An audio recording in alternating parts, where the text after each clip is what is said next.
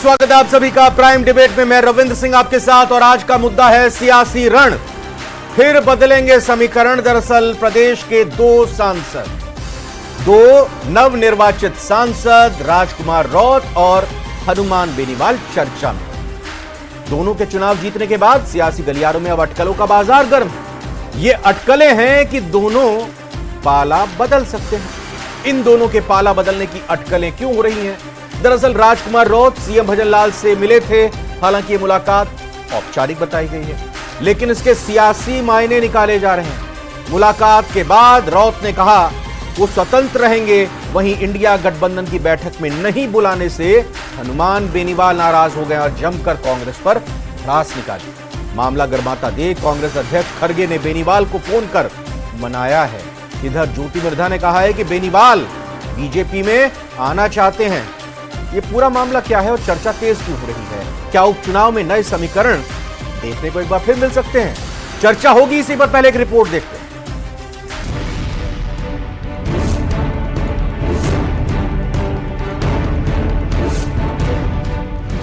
चुनाव के बाद बीएपी और आरएलपी को लेकर अटकलें।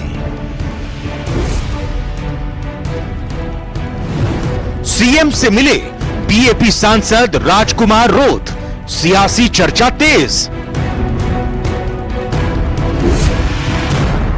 लेकिन ऑल ओवर ये है कि अभी वर्तमान में हम स्वतंत्र हैं और जरूरत पड़ने पर देखा जाएगा। हनुमान बेनीवाल कांग्रेस से नाराज हुए, फिर मान गए। उनके ऑफिस से कल शाम को जब खबर चली तब फोन आया था। मैंने कहा मैं आपके साथ तो आप निश्चित है। ज्योति मिर्धा ने कहा बीजेपी में आना चाहते हैं बेनीवाल। कि नेताजी घोड़ाले चल के भारतीय जनता पार्टी में शामिल होने के लिए तैयार बैठे हैं। प्रदेश में 5 विधानसभा सीटों पर होने हैं उपचुनाव। क्या प्रदेश की सियासत में होगा हेर फेर?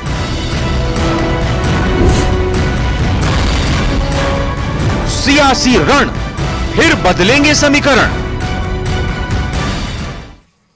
चुनाव तो खत्म हो गए, लेकिन एक चुनाव आने वाले हैं और राजनीति 24/7/365 यानी हर वक्त की जाती है। क्या यह उसी राजनीति का हिस्सा है? स्वागत करते हैं खास मेहमानों का। लक्ष्मीकांत भारद्वाज जी प्रवक्ता हैं बीजेपी के, बहुत बहुत स्वागत। राजकुमार शर्मा जी कांग्रेस के प्रवक्ता, आपका भी स्वागत। डॉक्टर मिथिलेश जैमिनी वरिष्ठ पत्रकार, सर स्वागत है आपका। राजीव जैन जी राजनीतिक विश्लेषक, राजीव जी आपका भी स्वागत। हां या ना में जवाब चाहूंगा। राजकुमार शर्मा जी, क्या आज की तारीख में इंडिया गठबंधन का हिस्सा हैं, कांग्रेस के सहयोगी हैं राजकुमार रौत और हनुमान बेनीवाल? बिल्कुल रविंद्र जी, राजकुमार रौत भी कांग्रेस पार्टी का और इंडिया गठबंधन का हिस्सा हैं और हनुमान बेनीवाल जी भी हमारा हिस्सा हैं। बहुत अच्छी बात है। तो ये बताएं कि फिर हनुमान बेनीवाल को इंडिया गठबंधन की 1 और 3 तारीख को ही बैठक में क्यों आमंत्रित नहीं किया गया था? हमारे राष्ट्रीय अध्यक्ष ने फोन करके उनको सॉरी फील किया है कि नहीं, मैं ये नहीं कह रहा हूं, बस हम बुला मैं ये नहीं पूछ रहा हूं कि निश्चित रहे वो फिर उसके बाद है। क्या, मैं ये पूछ रहा हूं बुलाया क्यों नहीं गया था? मैंने कहा ना भूल हो गई और भूल सुधार किया है। जब राष्ट्रीय अध्यक्ष जी ने भूल स्वीकार करके उनको फोन पे सूचना दे दी, आपस में बातचीत हो गई, तो वो मुद्दा तो वहीं खत्म हो गया। भूल हो गई? कैसी भूल हो गई? हो जाती है रविंद्र जी, कई बार इंसान है, इंसान से भूल हो जाती है। अध्यक्ष जी ने बात कर ली है उनसे और ऐसी कोई बात नहीं है कि हनुमान बेनीवाल जी कांग्रेस छोड़ के भारतीय जनता पार्टी जा। राजकुमार रौत दिल्ली से जब लैंड किए जयपुर में, सीधा मुख्यमंत्री भजनलाल शर्मा से मिलने गए। शिष्टाचार मुलाकात थी, सौजन्य भेंट थी, बड़ी अच्छी बात है। राजकुमार शर्मा ने तो कभी नहीं की मुख्यमंत्री भजनलाल से मुलाकात भेंट। अमराराम जी ने तो कभी नहीं की इस तरह की मुलाकात भेंट। सचिन पायलट तो अभी तक नहीं गए मिलने के लिए। राजकुमार अशोक गहलोत तो मुलाकात करने नहीं गए। वहां से नहीं, तो ये किस तरह की शिष्टाचार भेंट है? या राजकुमार जी क्यों गए हैं मुख्यमंत्री से मिलने? पूछा नहीं आपने? राजकुमार जी जमीन से जुड़े हुए नेता हैं, उस इलाके की बहुत सारी बातें होती है, समस्याएं होती है और वो सांसद भी हैं, पहले विधायक भी रहे हैं, तो तमाम तरह की समस्याएं होती है। और सूबे के मुखिया से मिलना इस बात से जोड़ के नहीं देखा जाए कि वो बीजेपी ज्वाइन कर रहे हैं। अगर मुझे भी व्यक्तिगत कोई काम पड़ेगा, मेरी कोई कॉन्स्टिट्यूंसी का काम पड़ेगा, तो सूबे से के मुखिया से मिलना कोई उसमें गलत बात है ही नहीं, और मिलना भी चाहिए। अच्छा, बाकी जो 11 हैं, 11 में से बाकी जो 10 और सांसद जीते हैं, क्या उनके क्षेत्र में कोई समस्या नहीं है? मैंने कहा ना, कांग्रेस पार्टी के और हमारे गठबंधन के यही संस्कार हैं, और ये संस्कार हमारे जमाने में इंदिरा गांधी जी ने दिए थे हमको, भारतीय जनता पार्टी को वाजपेयी साहब ने दिए थे। हाँ। कि सब मिलके चलो, चुनाव तो हो गए, मतलब आप ये कह रहे हैं कोई खिचड़ी नहीं पक रही है, मतलब कोई खिचड़ी नहीं पक रही है, सरकारें बन रही नहीं, कोई खिचड़ी नहीं बन रही, कोई खिचड़ी नहीं पक रही है। अच्छा चलिए, लक्ष्मीकांत जी, एनडीए की सरकार है केंद्र में, एक बार फिर से बधाई। अब बीजेपी के 14 सांसद जीत कर आए हैं, क्या इस कोशिश में है कि इन 14 सांसदों की बीजेपी की संख्या एनडीए के 15 या 16 सांसदों में कर दी जाए? स्वागत करेंगे दोनों का? देखिए क्या होगा क्या नहीं होगा ये तो भविष्य बताएगा, लेकिन मुस्कुराहट बता रही है कुछ नहीं, मुझे खुशी इस बात पर हो रही है कि हमारे जो कांग्रेस पार्टी के मित्र यहाँ बैठे हैं उन्होंने बड़ी अच्छी बात की। देखिए मैं आपको एक चीज याद दिलाता हूँ, हनुमान बेनीवाल इससे पहले एनडीए के साथ लड़कर चुनाव जीत कर आए थे नागौर से। हाँ। और तब एनडीए में अकेले भारतीय जनता पार्टी की 303 सीटें जीत कर आई थी। नरेंद्र मोदी इस देश के यशस्वी प्रधानमंत्री थे, दुनिया के सबसे लोकप्रिय नेता थे। हनुमान बेनीवाल एनडीए की मीटिंग में उनके साथ बैठा करते थे। और आज जिस पार्टी की लगातार 3 चुनाव में 100 सीटें नहीं आ रही, वो पार्टी चुनाव के 4 दिन बाद में भूल जाती है कि कोई हनुमान बेनीवाल भी है। कितनी साफ गोई से कांग्रेस पार्टी के प्रवक्ता ने कहा कि हनुमान बेनीवाल को मीटिंग में इसलिए नहीं बुलाया गया कि हम भूल गए थे। आप देखिए, ये हनुमान बेनीवाल अपना राजनीतिक फैसला क्या करते हैं क्या नहीं करते हैं तो उनके ऊपर है, उनके समर्थकों के ऊपर है, लेकिन ये तो एक अपमान की बात है कि एक छोटी पार्टी जो 100 क्रॉस नहीं कर पा रही है वो भी हनुमान बेनीवाल को बुलाना उचित नहीं समझती, जबकि एक समय में वो आदरणीय प्रधानमंत्री नरेंद्र मोदी जी की अध्यक्षता में जो एनडीए की बैठक होती थी उसका सम्मान। हैट्रिक तो नहीं लगी 25 की 25 की सीटों की, लेकिन मैं फिर वही कहूंगा, क्या बीजेपी की जगह एनडीए का कुनबा 15 या 16 सांसदों का हो जाए, इसकी कोशिश की जाएगी? देखिए हम कोई कोशिश नहीं कर रहे हैं, लेकिन कोई भी व्यक्ति एनडीए के साथ जुड़ना चाहे तो उसमें कोई बुराई भी नहीं है। कोई व्यक्ति एक सकारात्मक देश की सरकार के साथ जुड़ना चाहे, वो सरकार जो विकास को चाहती है, वो सरकार जो उनके क्षेत्र का विकास कर सकती है, देश का विकास कर सकती है। और इसके एक इतिहास है, पिछले 10 वर्षों का एक इतिहास है। ज्योति मिर्धा जी को और महेंद्रजीत मालवीय को मना लेंगे, सबका साथ सबका विकास। ज्योति मिर्धा और महेंद्रजीत मालवीय को कॉन्फिडेंस में लेंगे? मैंने आपको कहा अभी तक ये काल्पनिक है सब कुछ, जो कुछ भी आप सवाल मुझसे कर रहे हैं सब कुछ काल्पनिक है। लेकिन चलिए मैं रियलिटी की बात करता हूं। मुख्यमंत्री से मुलाकात करने के लिए आए थे राजकुमार राउत, क्या क्या उन्होंने हासिल कर लिया? राजकुमार शर्मा जी तो बता रहे हैं कि अपने क्षेत्र के कामों के लिए वो कोई भी जा सकता है। हम तो ये उम्मीद कर रहे थे कि वे प्रधानमंत्री के पास जाते या किसी संबंधित मंत्री के पास जाते केंद्र में। खैर, मुख्यमंत्री भी प्रदेश के हैं, जरूर कोई ना कोई काम होगा। थोड़ा रोशनी डालेंगे, बांसवाड़ा डूंगरपुर लोकसभा सीट से जो सांसद बन के आए हैं, कौन से कामकाज की मांग रखी गई राजकुमार राउत साहब की तरफ से और कितना आश्वासन मिला? देखिए, ये बात से मैं कांग्रेस पार्टी के प्रवक्ता की बात से सहमत हूं कि किसी भी जनप्रतिनिधि को मुख्यमंत्री से मिलने में कोई ऐतराज नहीं होना चाहिए। जनता के द्वारा चुने जाने के बाद में वो सबका नेता है और उसको अपने क्षेत्र के विकास के लिए अगर सूबे के मुखिया से मिलना पड़े, राज्य के मुखिया से मिलना पड़े तो उसमें कोई बुराई नहीं है। लेकिन एक बात जरूर है जो मुझे लगता है, क्योंकि मुख्यमंत्री से मुलाकात में इनकी क्या बात हुई है तो वही जानते हैं, लेकिन फिर भी मेरे मन में वो जो सवाल है वो यही है कि मुख्यमंत्री से मिलते वक्त इनके ऊपर एक दबाव होगा, चाहे वो हनुमान बेनीवाल की बात जो कांग्रेस पे टिप्पणी की उसमें या राजकुमार राउत ने मुख्यमंत्री से मुलाकात की, कि इनके क्षेत्र के जो लोग हैं, जो युवा हैं, जो हनुमान बेनीवाल और किसान कौम से आते हैं तो उनके ऊपर वहां के युवाओं का दबाव होगा। और जो राजकुमार राउत है वो भी युवा नेता है, तो उनके ऊपर इस बात का दबाव होगा कि राजस्थान के 70 लाख छात्रों का भविष्य बर्बाद करने वाली, पेपर लीक कर भविष्य बर्बाद करने वाली कांग्रेस पार्टी के साथ रहने में एक दबाव उनको महसूस होता होगा। आज राज्य में भजनलाल शर्मा जी की सरकार है, वो सरकार जो विकास कर रही है, वो सरकार जो कांग्रेस के सहयोग से उन्होंने टिकट चुनाव लड़ा, क्या दबाव तब नहीं रहा होगा? चुनाव का परिणाम आ गया ना सर, चुनाव का परिणाम आने के बाद, चुनाव का परिणाम आ गया, वो जीत गए, तब उनको याद आएगी, उनके लोगों का दबाव उनके ऊपर आएगा कि ना आप गलत जगह पर हैं।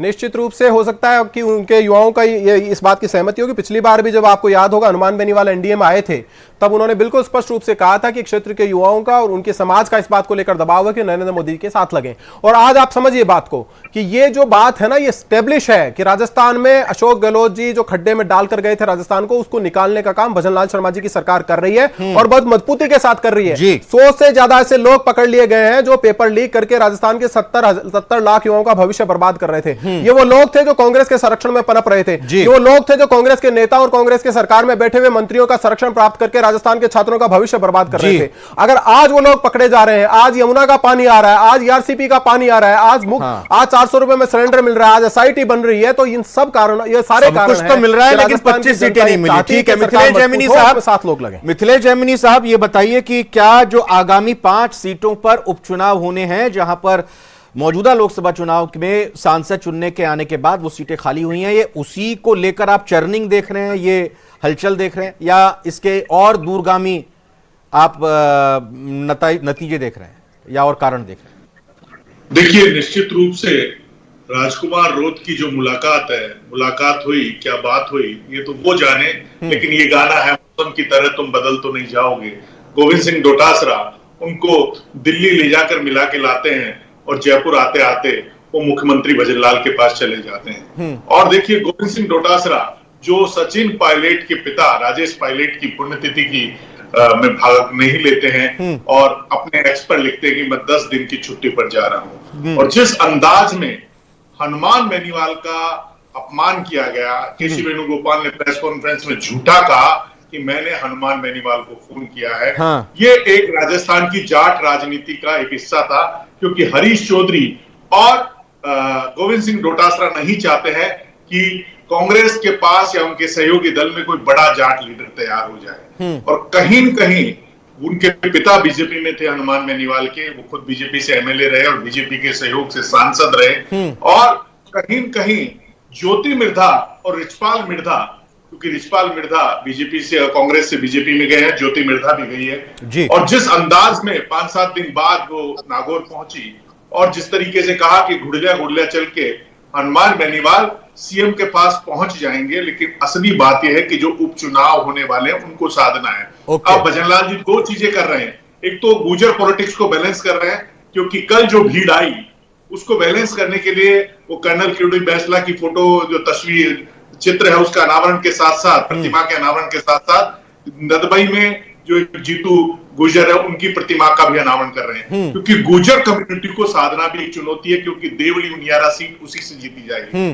दूसरी, बीजेपी एक स्ट्रेटेजी बना रही है कि हर कास्ट में एक लीडर बनाया जाए, जिसमें राजपूतों में गजेंद्र सिंह शेखावत को कमान दे दी जाए, तो जाटों में किसको दी जाए? चुनौती यह है, क्योंकि सतीश पूनिया को हटाने के बाद प्रदेश अध्यक्ष का जाट बनाया जाए, या जिस तरीके से ज्योति मिर्धा को दी जाए, या हनुमान बेनीवाल अगर वापस एनडीए में आ जाते हैं तो उनको दिया जाए। क्योंकि राजकुमार रोत के आने से एक और विधायक अगर 84 की सीट वो जीत जाते हैं तो 3 एमएलए आ जाएंगे।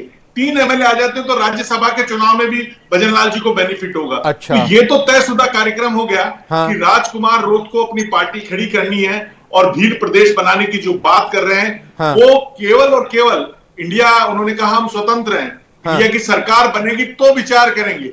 ये बयान बहुत गहरा बयान है और कांग्रेस को मंथन करने की जरूरत है। आप किसी को बिना मांगा मदद दोगे तो यही होगा। उन्होंने मांगी नहीं थी इनसे मदद, आखिरी मूवमेंट राजनीति होती है गिव एंड टेक है, पड़ी थी, लीजिए और दीजिए। मोहब्बत की थी, एक तरफा मोहब्बत की थी कांग्रेस ने, और उस एक तरफा मोहब्बत को मुझे लगता है राजकुमार रोत को कांग्रेस का प्रेम स्वीकार नहीं है। और राजकुमार रोत को पता है कि अगर मैं यहाँ रहूंगा तो मेरे काम होंगे, मेरी पार्टी मजबूत होगी। तो चिराग पासवान और पासवान रामदास अठावले जितने भी हैं, विद्याचरण शुक्ल, एक लंबा इतिहास है जिन्होंने पलटा मारा है, राज लंबे तक लेके गए।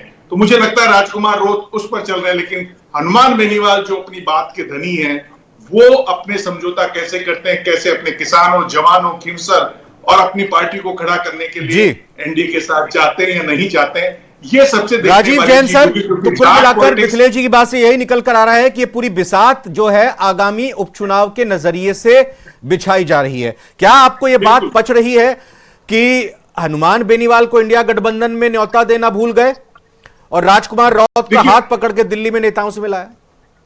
मिथिलेश जी, राजीव जी से पूछ रहा हूं, मिथिलेश जी, राजीव जी से पूछ रहा हूं। ये सब चीजें क्या आगामी जो राजनीति के हिसाब से देखी जा रही है। जैसे अभी उपचुनावों की बात है, 5 उपचुनाव होने और उसके बाद पंचायत राज संस्थाओं के चुनाव होने, तो राजकुमार रोत का पूरा जोर पंचायत चुनावों पे रहेगा कि बाप पार्टी जो उनके समर्थक है वो ज्यादा से ज्यादा उसमें जीत कराए, तो उससे उनकी ताकत बढ़ेगी। इधर हनुमान बेनीवाल का है, उनका भी नागौर में पंचायत राज और उपचुनाव पे जोर रहेगा। लेकिन रविंदर, जो मेरे को लगता है जो 5 सीटें खाली हुई है, जो 5 सांसद बने, जो टिकट इनको मिलेंगे इनके परिवार के लोगों को ही पार्टी टिकट देगी। दौसा से मुरारीलाल मीणा की बेटी तैयार है, उधर हरीश मीणा के रिश्तेदार तैयार है, हनुमान बेनीवाल के भाई लड़ेंगे, राजकुमार रोत के परिवार का लड़ेंगे। नहीं सर, ठीक है, बाकी 3 सीटों की बात समझ में आती है कांग्रेस की तरफ से, बीजेपी की तरफ से, लेकिन वो 2 सीट जहां पर आपने अपने सहयोग से, कांग्रेस की अगर हम बात करें, बांसवाड़ा डूंगरपुर में आपने लोकसभा सीट के लिए समर्थन दिया राजकुमार राउत को, तो क्या कांग्रेस नहीं चाहेगी कि 84 की विधानसभा सीट पर हम एक मिला जुला प्रत्याशी खड़ा करें? क्या खींवसर में कांग्रेस ये नहीं कहेगी कि आपको सांसद बनाए तो कांग्रेस का यहां पर उम्मीदवार होना चाहिए? देखिए, कांग्रेस तो दबाव डालेगी, लेकिन कांग्रेस इस स्थिति में नहीं है कि वो इन सीटों पे अपने पार्टी के प्रत्याशी खड़े कर दे, क्योंकि इन दोनों सीटों पे जो पूरी राजनीति समझते हैं वो अच्छी तरह जानते हैं कि हनुमान बेनीवाल की सीट पे उनके भाई लड़ेंगे और राजकुमार रोत की सीट पे उनके ही परिवार का कोई सदस्य चुनाव लड़के आएगा। तो ये निश्चित रूप से 5 उपचुनाव। लेकिन दूसरी तरफ देखिए, भाजपा को बहुत मेहनत करनी पड़ेगी। भजनलाल शर्मा जो सरकार है, अभी 6 महीने उनको हो गए, अब उनको अपनी परफॉर्मेंस दिखानी पड़ेगी, क्योंकि जो नतीजे आए लोकसभा के उसमें 6 महीने में ऐसा लगता है कि उनकी परफॉर्मेंस को जनता ने स्वीकार नहीं किया, कहीं ना कुछ काम में कुछ कमियां रह गई, या पार्टी में जो गुटबाजी भी है, भाजपा में बहुत ज्यादा गुटबाजी है, कांग्रेस में तो है ही है, लेकिन भाजपा की जो अंदरूनी गुटबाजी है उसने भी कहीं ना कहीं ये पूरा एक जो नतीजा दिया है वो एक जाहिर करता है कि भाजपा की गुटबाजी कहीं हावी रही है नतीजों। मिथिलेश जी, एक जवाब भजनलाल शर्मा को लंबा पूरा 5 साल का पीरियड खींचना है तो उनको अपनी परफॉर्मेंस दिखानी पड़ेगी, नहीं तो ये तय माना जा रहा है पार्टी का दूसरा गुट इस फिराक में बैठा है कि 2-3 साल निकले और मुख्यमंत्री बदला जाए, जो कि संभावना इसकी भी दिखती है। तो भाजपा की जो सरकार है, और मिथिलेश जी, मैं कमेंट चाहूंगा इसी पर कि लोकसभा चुनाव में बीजेपी को जो सीटें आई, अब उसके बाद उपचुनाव में भले ये 5 की 5 सीटें कांग्रेस और उनके गठबंधन दल की रही हैं, क्या अब ये एक बार फिर से अपने पास एक अवसर, एक मौका आया है? और किस तरह से उन 2 नेताओं को जिन्होंने अपने सांसदी का टिकट दिया, जो कांग्रेस से और दूसरे दल में थे, दूसरे गठबंधन में थे, आप उनको यहां पर लेकर आए? मैं महेंद्रजीत मालवीय की बात कर रहा हूं, दोनों ही तरफ से कांग्रेस की बात कर रहा हूं, दूसरी तरफ ज्योति मिर्धा को लेकर आए। आप उनकी नाराजगी का ध्यान नहीं रखेंगे अपने पास शामिल करने के लिए राजकुमार राउत को और हनुमान बेनीवाल को? देखिए, जो जीता वही सिकंदर होता है। सियासत में हार का कोई बाप नहीं होता है, जीत के 10 रिश्तेदार होते हैं। तो अब ज्योति मिर्धा और महेंद्रजीत मालवीय एक गुमनामी के दौर में है। जब वो हार गए हैं, उनका कोई यूज नहीं है, उगते हुए सूरज को पानी दिया जाता है सियासत में, चाहे कांग्रेस हो चाहे बीजेपी हो। उनकी नाराजगी से कोई असर नहीं पड़ने वाला है। अब असली असर ये पड़ने वाला है कि उपचुनाव कैसे जीते जाएं। क्या अभी तो जो किरोड़ीलाल मीणा बीजेपी के लिए सबसे बड़ी चुनौती है कि वो रघुकुल रीत सदा चल जाए, प्राण जाए प्रवचन न जाए पर टिके रहेंगे या नहीं रहेंगे। दूसरा इंपॉर्टेंट है, क्या उनके भाई कांग्रेस का दामन थाप कर दौसा से हुंकार भरेंगे? तो फिर बीजेपी के लिए चुनौती होगी। और सबसे इंपॉर्टेंट चीज है कि देवली उनियारा से क्या विजय बैंसला की बहन को टिकट मिलेगा, क्योंकि सुखजी जो कांग्रेस बीजेपी में 2 लोगों ने बड़ा नुकसान किया, राजेंद्र राठौड़। मैं बिल्कुल ठीक है, इसी पर लक्ष्मीकांत जी का एक रिएक्शन लूंगा। लक्ष्मीकांत जी, जो उपचुनाव होते हैं राज्य के, उनको लेकर यह कहा जाता है कि राज्य सरकार के कामकाज को लेकर लोगों ने मत दिया है। 5 सीट आपकी नहीं है, बीजेपी की नहीं है, तो ये कितनी बड़ी चुनौती आने वाली है और कैसे इस चुनौती से निपटेंगे? देखिए, ये 500 सीटें जैसा आपने कहा कि ये तो कांग्रेस पार्टी की है, कांग्रेस के सहयोगी दलों की हैं, 500 की 500 जगह। लेकिन आप निश्चित मानकर चलिए कि 500 की 500 सीटें भारतीय जनता पार्टी बड़े बहुमत के साथ जीतने वाली है राजस्थान में। क्योंकि राजस्थान में आज जो काम कर रही है सरकार, जो कांग्रेस पार्टी खड्डे खोद कर गई थी, उसके ऊपर विकास का जो रोड मैप बना रही है, उस सरकार के साथ राजस्थान की जनता तलने को तैयार है। और आप ये मानकर चलिए कि 500 सीटें वो सीटें हैं जो कांग्रेस ने कोई बहुत बड़े मार्जिन से नहीं जीती थी। कांग्रेस आज अगर ये सोचती है कि वो इन 500 सीटों पर चुनाव जीत लेगी, तो उसकी सबसे बड़ी गलतफहमी है। आज वातावरण भी बदल चुका है, लोगों की मानसिकता भी बदल चुकी है, और भारतीय जनता पार्टी इन 500 सीटों पर बड़े बहुमत के साथ चुनाव जीतने वाली है, मुख्यमंत्री भजनलाल शर्मा जी के नेतृत्व में।